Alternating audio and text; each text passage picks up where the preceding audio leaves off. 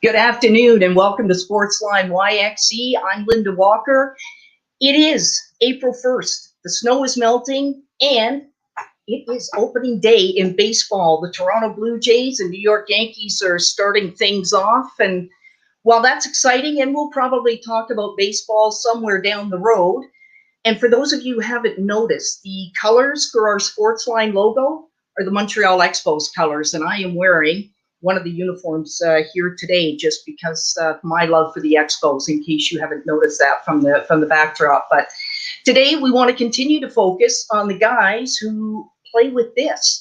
And joining me today is Saskatoon Blades coach Mitch Love in his third season with the team. Sorry, Mitch, I started mispronouncing your first name there, but joining us from Regina, where he and the rest of the team and the other teams in the Eastern Conference are in a bubble. Great win last night, Mitch, 3-2 over the Winnipeg Ice to put the record at 9-0-1. And if I say that you're ecstatic about your start, would that be fair?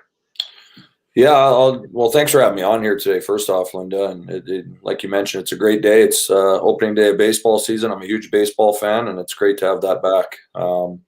And to answer your question in terms of last night's win and where we're at to start this thing here in Regina, yeah, as a team, we're happy. To say we knew what this was going to look like a couple months ago and where we would start as a team in this situation, to have the record we do right now, we'll take that, and it's something that we want to continue to build on and know that we expect every team's best now here, probably from the rest of the way over the next 14 games as we finish up our 24-game season. Yeah, it's got to be kind of tough, getting the season finally started, Mitch. I mean, there were so many dates kind of being flown around, and I appreciate with trying to deal with COVID and the WHL, other leagues trying to make sure that players and staff, everybody would be safe, that it was really hard to try and even get to this 24-game schedule. So it's got to be thrilling for you guys to be back on the ice, and I'm sure they had a lot of pent-up energy and they were ready to go. Yeah, it's been a trying year for us all, with the pandemic, and for these young kids, their lives have been driven around the game of hockey, and to have that taken away from them was hard. And as the season kept getting pushed back based on restrictions in different provinces and states within our league, it became more and more challenging as a team to keep our guys motivated to train. Keep them engaged mentally, that we were going to have some sort of a hockey season. And, a lot of credit goes towards, obviously, the Saskatchewan health authorities and the WHL governors of our division, fronting a lot of financial commitment to make this happen. It's just been a thrilling experience so far for our guys, and they're having a blast being around each other. It's basically hockey 24/7. We sprinkle in the school here and there to make sure that they're staying up on their academics, and they're just really enjoying their time here and being out there and competing against other teams. Yeah, and I did want to touch on the academics with you, Mitch, and I'll do that right now. But it's got to be hard with the guys, as you say. It's 24/7 hockey. Oh, that's a dream for everybody who loves the game to be in that situation. But a lot of your players are still in high school. Some of them may have started college or university classes. And so, yeah, you want to make sure that they're being successful there as well. How difficult is it, or how do you sort of try and structure their days so that you make sure that they're able to accomplish those goals as well? Yeah, well, education is very important. It's very important to us as an organization for these young men, furthering their education and staying up on their studies. And, we've been fortunate. A lot of our guys are, whether they're from British Columbia, Alberta, Saskatchewan, Manitoba, all of their work is done online. And so wherever we are, we've been able to squeeze in at least a couple hours a day, obviously time to themselves for them to do their academics as well in their dorm rooms. And, our assistant coach, Ryan Marsh, along with our education consultant, Kim Grant, who's from Saskatoon, does a phenomenal job of making sure that the players are staying diligent with their studies, because that is very important, and that's first and foremost as a Blade player. And in some ways, having this academic component probably is a good thing in terms of giving them a bit of a rest from thinking hockey, as we talked about 24/7, to give them a chance to have a bit of a breather and then refocus them after they've done that couple of hours of work. For sure. We have a great facility here at the U of R. We've got a big classroom. It's, stadium seating, auditorium for our players to go there and visit with each other and, stay on top of their studies. And the kids have done a really good job to this point.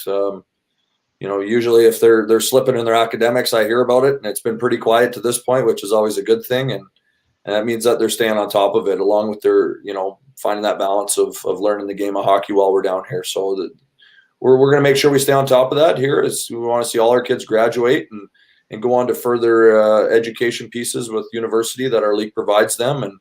And we all can't play in the National Hockey League or pro hockey, and we got to make sure that we have good jobs after we're done our playing careers. Yeah, that WHL scholarship fund has been tremendous for many, many players who have been in the league, Mitch, for sure. Also want to touch on with you that, you had to do the bubble back with the World Juniors. So if anybody would be able to prepare their players for kind of having to go into a situation like this, I mean, you're the person I would want behind the bench. From what you learned back in December with the World Juniors and having to go through that, what kinds of things did you share with the players to make the transition a little bit easier, and having to, be in the dorm and, sort of you're in the dorm, you're at the rink, you're back in the dorm, and that, there's not going to be any wandering sightseeing around the city of Regina for the next couple of months? Yeah, you know what, as a staff, we really spent a lot of time, mapping out what each day is going to potentially look like. And I think once you get into the hub here, or into the bubble situation that I was in for a couple months with Hockey Canada and the World Junior team, you got to have some flexibility to your day. I think that's what this pandemic has taught us all, is you have to be flexible. We can't predict what's going on out there in the world, and got to kind of roll with the punches. And I think our guys have done a really good job right now of understanding what that looks like. I would definitely say my experience within the bubble in Edmonton and Red Deer has helped with this, in terms of just kind of sharing my thoughts, what I thought worked, maybe didn't work when I was in that scenario with the World Junior team. But at the end of the day, you also got to let these kids be kids and give them their downtime to play their video games and visit and, check out Instagram and Twitter and what's going on in the world, and connect with family and friends. It can't be all hockey every single minute of the day, or you get that burnout mentality. And so our guys are understanding that when it's time to work, it's work. When it's time to be a kid, you got to be a kid and get your rest as well. Is this where Captain Chase Waters maybe plays a role as well, Mitch? And, he was captain last year as well, he's doing a phenomenal job this year as a hockey player for you. It seems to me he's kind of stepped up his game a bit as well. And so I'm wondering if that's where he kind of comes in to kind of make sure that as he's talking to you, talking to the players, he's as your go-between, that he's kind of making sure that kids have a chance to be kids as well. Yeah. Chase is a great leader, Linda. Like he's, he was made captain at 18 years old here in this league, and that's saying something about his leadership qualities and what kind of human being he is. I believe I read something earlier in the year that he's the first 3-year captain in the 57-year history of the Blades, which again just tells you, what kind of person he is and what he means to our organization. He's an extension of the coaching staff along with our leadership group. And a lot of it, he's behind the scenes, making sure that his teammates are doing the right things. Making sure that he's doing the right things. He's playing for a lot. He's in his last year of his junior career. I know he has pro aspirations. He's done a bang up job for us so far. And he's a huge part of our team's success here over the last 3 years, is just, his leadership qualities and what he does in terms of our culture here in Saskatoon. Well, and obviously for him to be captain for a third year too, Mitch, he's got the respect and trust of his teammates as well. And even the new players coming in, that he's a presence to them, and a guy that they know that they can respect and go to and follow how he does things. Yeah, he's very approachable. He's been raised the right way by his family, and you can see that. And our young players, and we've got a lot of young players here. I believe this is, our third year as a team here with this coaching staff. in charge, and this is the youngest team we've had. So you got a few young players that have come in and maybe are kind of learning the ropes in a unique scenario being here in the hub. It's not like we have billets to go back to it each and every day. We're not in our home confines of a beautiful facility at SaskTel Center. And so he's behind the scenes helping relay messages, being a shoulder for those kids to lean on when they need it, when they're maybe having some tough days, along with our staff and our support staff. And Chase he's going to do a lot of good things in this world, whether it's the game of hockey or the real world and life out there, because he's just a solid human being.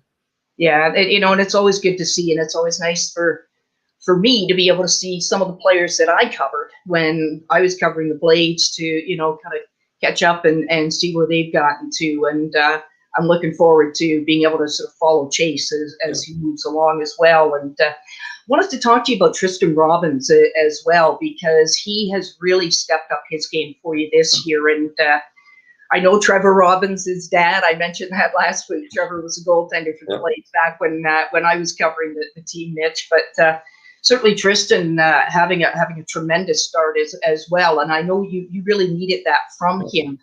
How much do you feel his opportunity to go and spend some time with the San Jose Sharks has had an impact on how he's playing for you right now?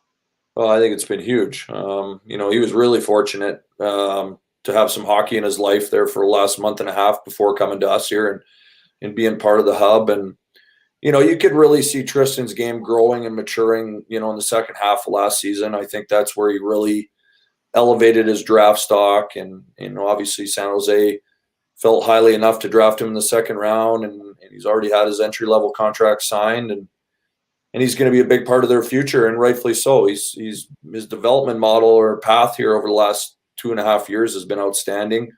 He's come in here, the last couple of weeks and really elevated his game. His preparation has been very professional. His leadership, both at the rink and away from it with our younger players and the rest of our teams have been very good. And he's a young man that's got a bright future ahead of himself, and will continue to develop his game here with us and the San Jose Sharks, and hopefully play in the National Hockey League sooner rather than later. Blake Stevenson, thank Darren Zeri of the Star Phoenix, did a wonderful piece on Blake and how he has fit in so quickly with the team. You just picked him up just prior to having to start to do the bubble, and he has just fit in like a glove. It's like he's been with you for the last 2 years, Mitch, and that's got to be great for you and your coaching staff to have him fit in so quickly in the situation you're in right now. Yeah, you know what? We were pretty young, headed into this thing, and I think the Tri-City Americans were looking to get a little bit younger amongst their group, and when Blake's name was floated out there and expendable, I know our general manager Colin Priestner had his eye on him and brought him in here for basically next to nothing, and he's been a welcome addition to our culture. He's been really good with his teammates. Obviously, his statistics speak for themselves. He can put the puck in the net when he's given opportunity. And it's really helped the depth of our team in this scenario here. And he's a veteran player, played in for a good program in Tri-Cities with a good coach, and he learned how to play the game, and he's continued that here. And it's been a pleasure to see, and hopefully he can continue that over the next 14 games. You've also been able to stay pretty healthy, which obviously always helps when a team is healthy. A couple of the other teams they've had some significant problems with keeping guys healthy. What are you doing? And I know sometimes an injury can happen to get hit the wrong way too. But for the most part, Mitch, what have you been doing with your guys to make sure that when they go out on the ice they're ready and they're not going to suffer the groin pulls or injuries like that can really hurt you? Yeah, well, I think a little bit of that's them, like the preparation that they've put in over this long extended off season, and taking care of their bodies headed into this scenario. As a team, the more I've been around the game as a coach, and even late in my hockey career, I really felt that there needed to be a lot more onus on the body itself, both from a mental standpoint and a physical standpoint, and your recoveries. And our training staff here, Brendan Hope, he does an unbelievable job at making sure our players are taken care of. You know, he spends many, many hours up late, you know, treating the players for even just, you know, simple, you know, massage work, just on their bumps and bruises. You know, we try to find the balance as a staff when it's, you know, a rest time or work time. And I think that's going to be very key here over the next month, going through these games where we play basically every other day the rest of the way. And, you know, I've never really been a coach to have the morning skate idea in my head, but I think this year, you know, finding a rest day like we are right now here today, before our game tomorrow, where we'll have a team morning skate. I think that's what you got to do, and to maximize your effort when you get into the games, and try to have a complete 60-minute team effort. The morning skate, I know. I think every coach that you talk to has pro and con feelings about it, Mitch. I'm wondering too the game times. You know, you've had some 4 o'clock game times. You had a 6 o'clock last night because you were the only game. And I mean, that made perfect sense to play at 6. Yeah. You've had 8 o'clock game times. So that's got to be a bit of a challenge to deal with game prep. You know, like players are used to, you know, there's a certain time when you would get them together on the road for the pregame meal. Guys might want to have a nap. Guys might want to go maybe do some light weights just to get them ready. And so how are you managing with the different game times to sort of try and keep the guys in sync that way? Well, I can tell you the guys love the 8 o'clock games because they can get a longer nap in the afternoon after a good pregame meal.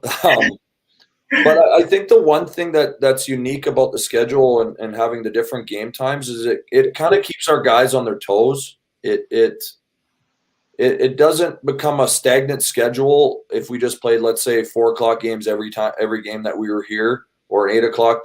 There has to be a little bit of thought of like, okay, when are we having meetings? When are we skating? When are we not skating? So it doesn't get their games or their mind stagnant. And, you know, as a staff, we try to be very creative with our meeting times in terms of preparing our team to play, you know, switching it up maybe from the day previous or the game previous, just to kind of keep them on their toes.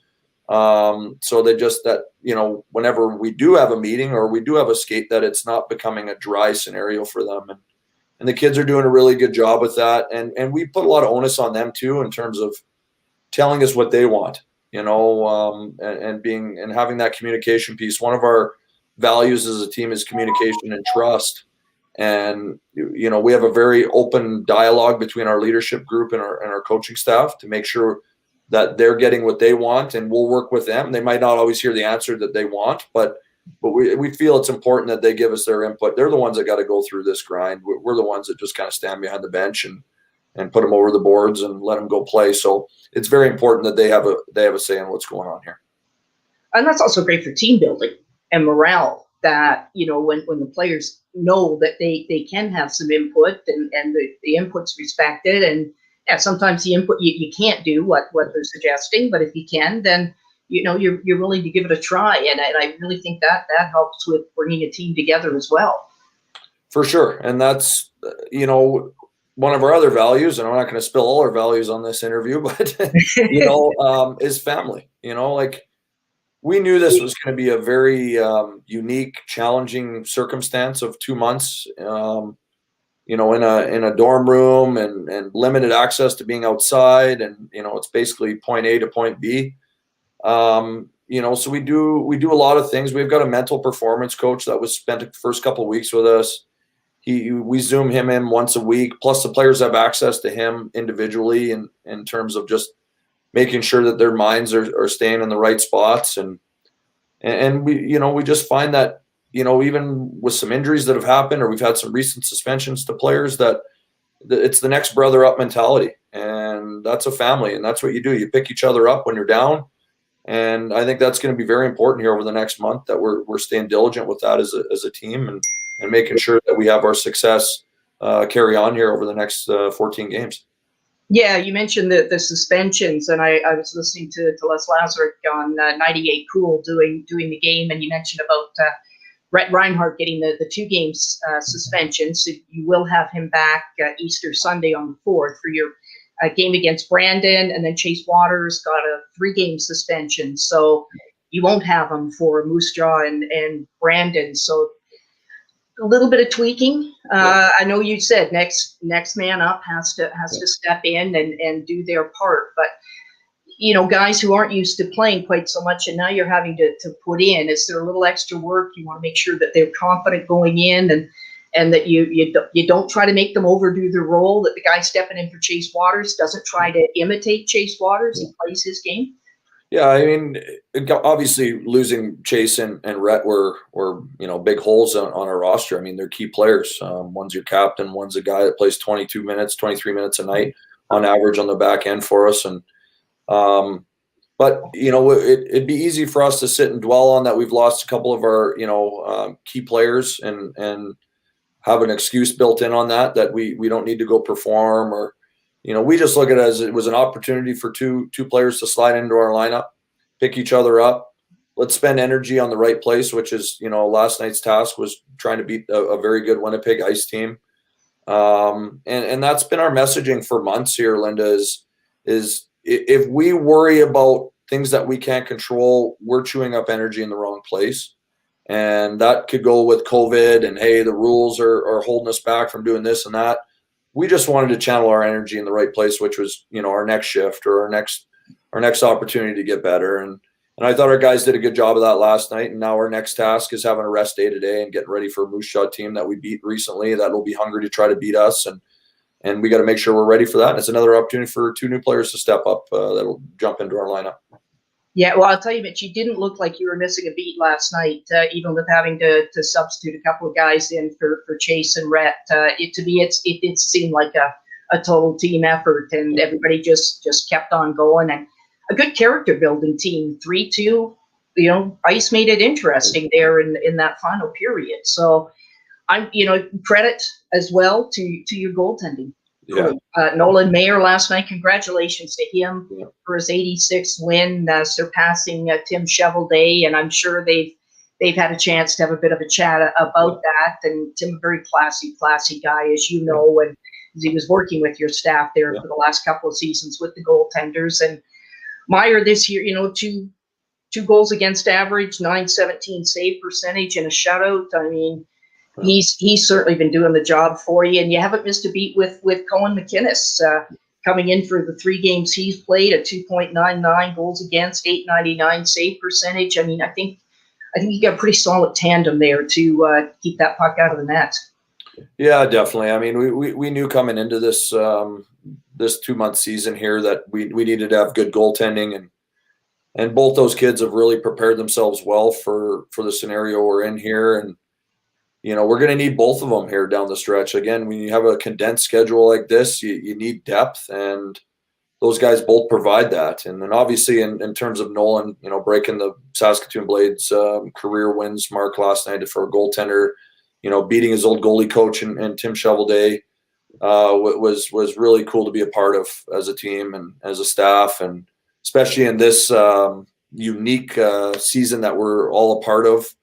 I'm sure it's something we won't forget. And like I mentioned last night in my post-game interview, I hope Nolan can continue to add to that. That means we're winning more hockey games and we're being competitive both this year and next. And, it's a special moment. He's been a great professional here for the Blades organization for the last 4 years. Yeah, absolutely. And I know I read one of the interviews that Tim did with one of the media outlets here, and he said, he was so surprised that the record has lasted 33 years, that he's amazed with the quality goaltenders that the Blades have had over the years, that somebody hasn't hit the 100 win mark. And maybe that's Nolan as we continue on here. I'm hoping I'm not jinxing anything, but